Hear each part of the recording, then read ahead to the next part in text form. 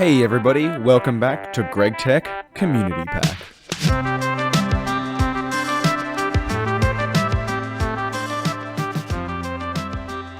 So last episode was all about setting up the groundwork for today's episode. This is going to be a really long one where we really set ourselves into high voltage and probably even start to do some extreme voltage crafting.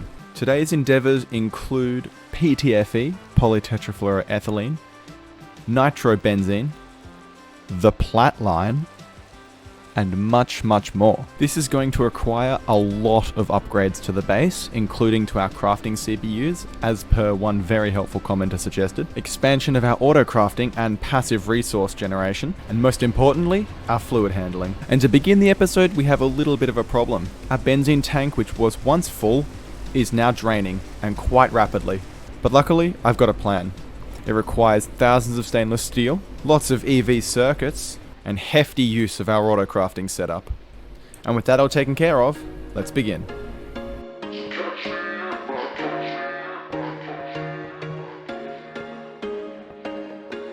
There was once a day that I would pray for you. I'd go and misbehave just so you'd notice too. Sneaking looks up and down from across the room. Damn, what a hell of a view. I feel good, you look great, I like you, I can't wait. A first time, a first date, you're so fine, I'm so late. You sip wine, I drink straight, don't waste time to my place. I feel my heart erase, so catch me if I fall.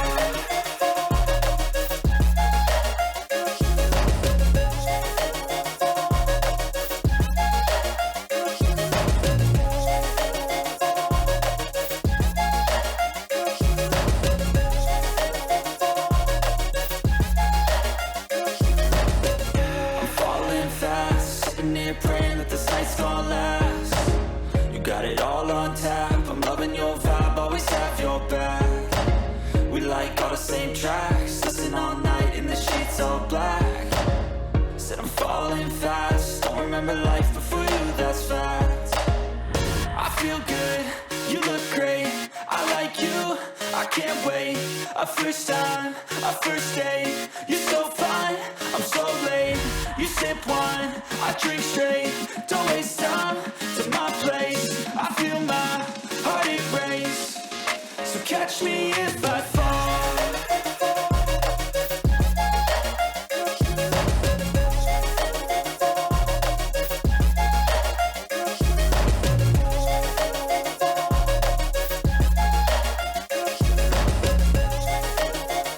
And with that, we can check off distillation of both oil and pyrolyzed products.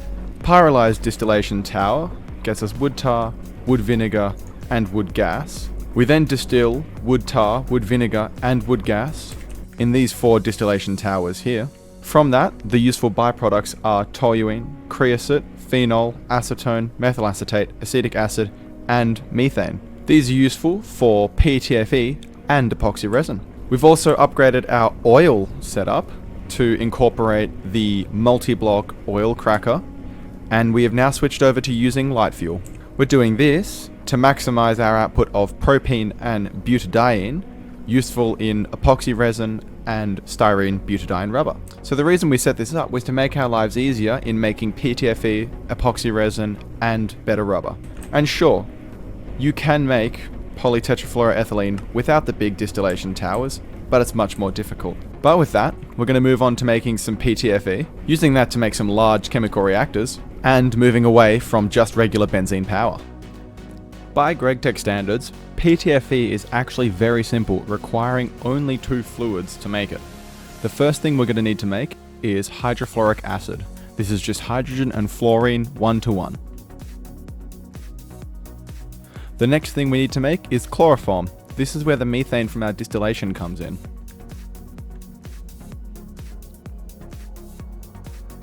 Mix chloroform and hydrofluoric acid together in a high voltage chemical reactor, and you've got tetrafluoroethylene.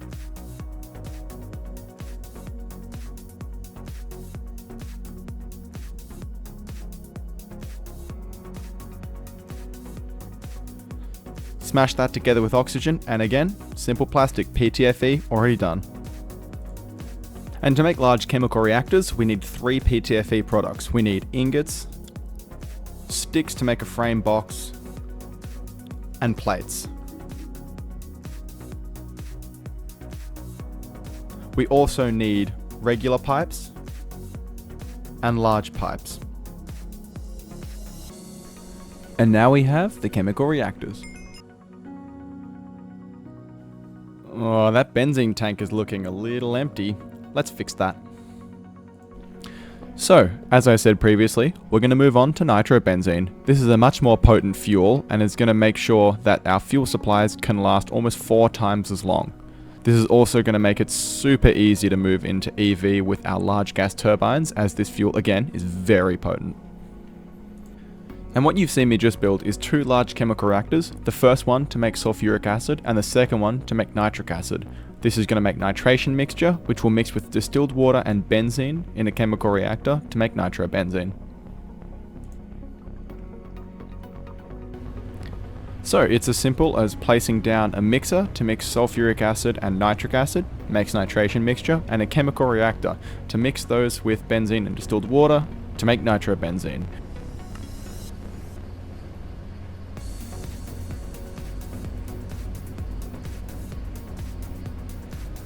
Then we'll just pump that into our existing fluid storage and replace the benzene.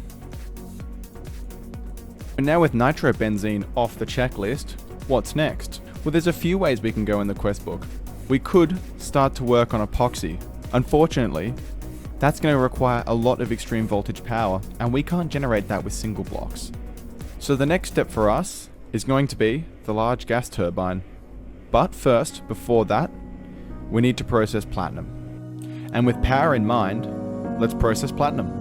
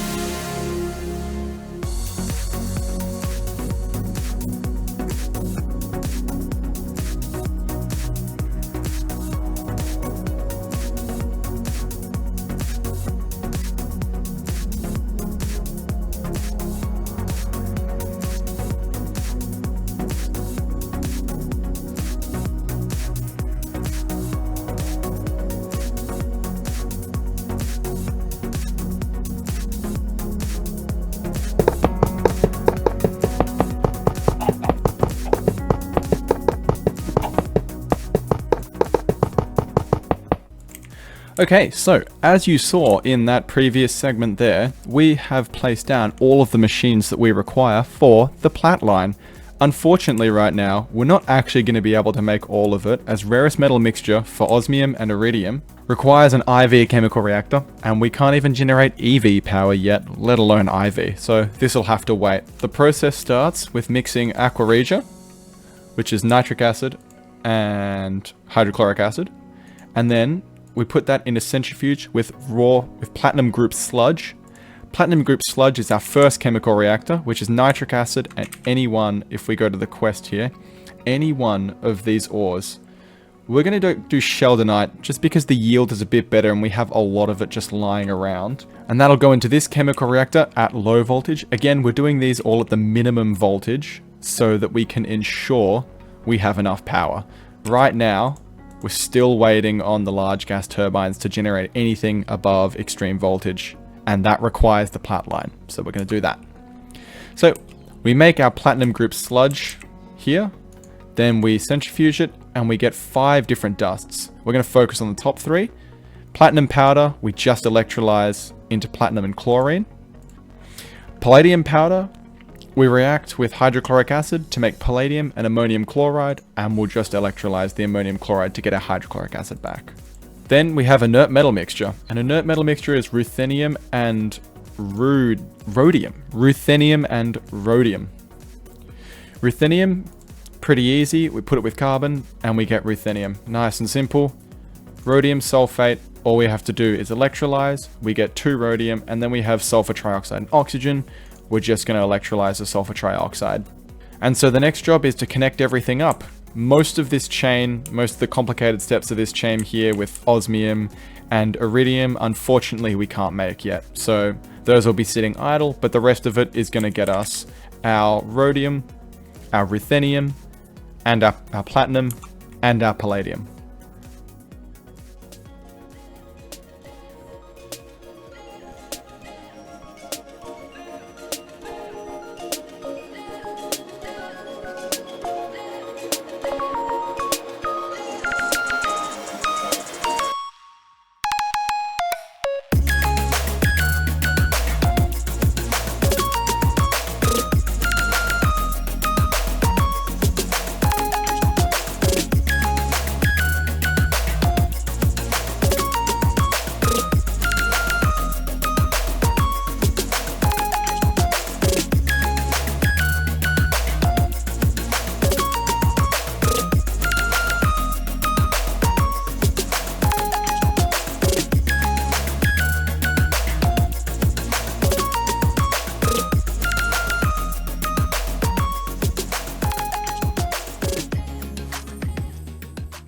One of the biggest challenges that we're going to face when completing the platinum line is what to do with all of the electrolysis products.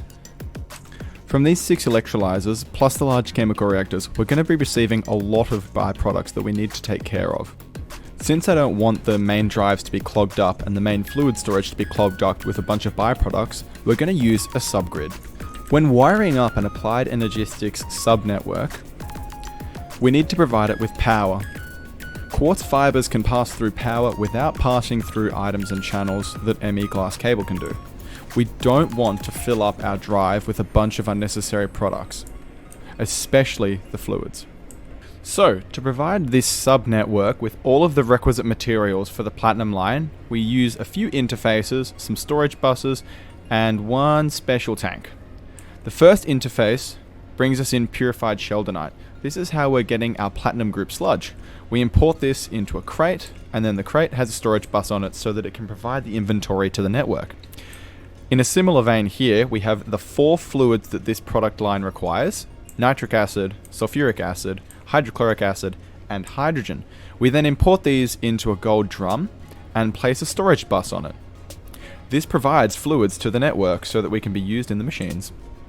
Our special stainless steel drum over here has a storage bus on it from the subnetwork petitioned to the output fluids, that being chlorine, ammonia, oxygen, sulfuric acid, and hydrogen gas. We then export these with a pump into a fluid interface on the main network, so it goes back into main fluid storage. And with that all said and done, we have access to 4 of the 6 platinum group metals that we need and 3 useful byproducts. The byproducts, we get lots of nickel, gold, and silicon dioxide, and the 4 that we have access to are platinum, palladium, ruthenium, and rhodium. And many hours later, you are joining me in front of the oil and fluid building now, as you can see by our very pretty signs. This is the new housing for our distillation of both pyrolyzed products and oil, and also our new fluid storage area. I figured it was finally time to centralize these so that I wasn't just having tanks left around the base. So far, I'm yet to move all of the distillation products, but that's a job for a later episode. In particular, this section here is our plastics section, and we're missing one very important plastic for extreme voltage: epoxy resin. This seems more involved than it actually is. We have almost everything here set up on passive already, so we can just generate epoxy resin from nothing. We're going to make epoxy resin the very easy way. All we have to do is make epichlorohydrin. And all that is water, propene, and chlorine. And if we look in our fluid storage, we have lots of chlorine, and we already have lots of propene from our distillation. The next step is to combine that with acetone and phenol, and we already have those on passive as well. So we'll be able to make epoxy resin from nothing. But first, we need to choose a location for our new plastic setup. And I've decided right here on top of our old plastic build. So right here, we're going to place 2 large chemical reactors with lots of fluid inputs and outputs. And we're going to wire that up all with our applied energistics system. So we'll get the controllers down, and on top, I like to place my maintenance hatches. Chemical reactors need the PTFE coil in the middle, and then we'll place the coil on top. We're going to run this recipe at high voltage. No reason other than I just don't want to have to wait too long. And now let's get to the tricky part, setting the recipes. So we first need to make epichlorohydrin, which has 3 inputs and 3 outputs. 3 input hatches, 3 output hatches, and 1 input bus for the sodium hydroxide. We'll do the maintenance, and it should turn on if we'd plugged in the power. Alright, working fine. Now let's go check the outputs. Okay, we have our epichlorohydrin, we'll lock to the bottom one. Hydrochloric acid, lock to the middle. Salt water, lock to the top. Hydrochloric acid will send straight back into the network. But salt water and epichlorohydrin are new into our network, and we don't want to have a huge buffer of these, so we'll just place fluid in, we'll place storage buses on them. Set the filter. And now, when we request epichlorohydrin from the network, it'll come directly out of here, so we'll only buffer 16 buckets. We'll place an electrolyzer, and on the bottom, we'll place a interface. On the top, a fluid interface. Pump for export. Conveyor for export. Actually, it'll be a pump for import with unfiltered. Set there. Allow input, because what we're going to do is we're going to request salt water. Salt water will go in, it'll be electrolyzed.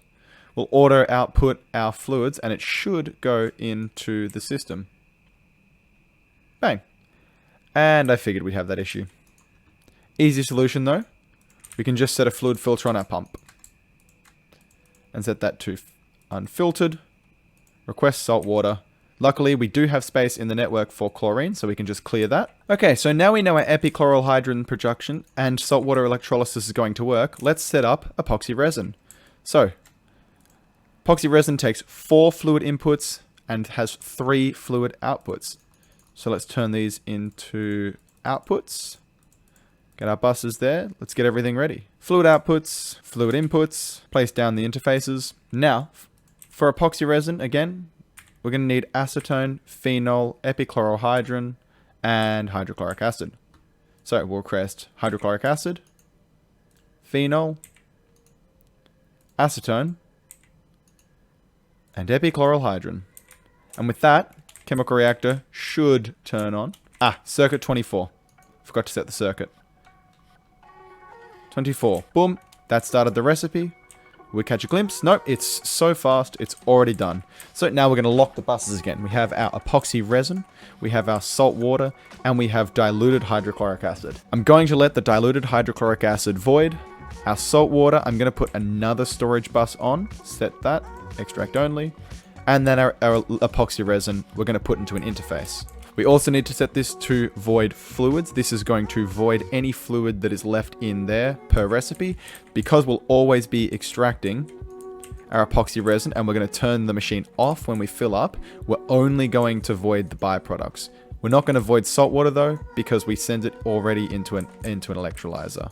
Okay, so epichlorohydrin takes 2 seconds and epoxy takes 2 seconds. And now we are making epoxy resin. We'll need to get some sheets, but that's a job for later. So we've got our super tank. Now we can reconnect the wires and watch the epoxy resin flow in. And we already have 15,000. And we'll lock it. Done. Now we have epoxy resin set up. I think we almost voided 1 bucket there. That was pretty close. I think now is a good time to take a look at our plastic solidification setup. For circuits and a lot of auto crafting, we actually need sheets and ingots of our different plastics. Polytetraethylene bars are used for pipes, same with PVC and polyethylene, and the sheets are used for circuits. We've also upgraded our circuit processing area. We use 2 large chemical reactors to make the boards and the circuit boards. We have auto crafting patterns in here. Currently, we still only use the plastic board. So now adding epoxy boards is as simple as interface, request, solidifier, mold, pump, set to import, draw, downgrade, export, and bus. Done. Now we have our epoxy resin sheets on passive, and we get the quest. And I think that's a great time to wrap up the episode now. We've conquered epoxy, platinum, palladium, ruthenium, and rhodium, distillation, and power. Next episode, we're going to take a look at uranium, radon, get the advanced circuit boards for the nano CPUs, move on to the tungsten chain, tungsten steel, and the RTM alloy coils. And I think most importantly, we're going to look at the large gas turbine to try and fix our power problems. If you enjoy all of that and are looking forward to that, make sure you subscribe so you don't miss a beat. And I look forward to seeing you in the next episode. Bye bye.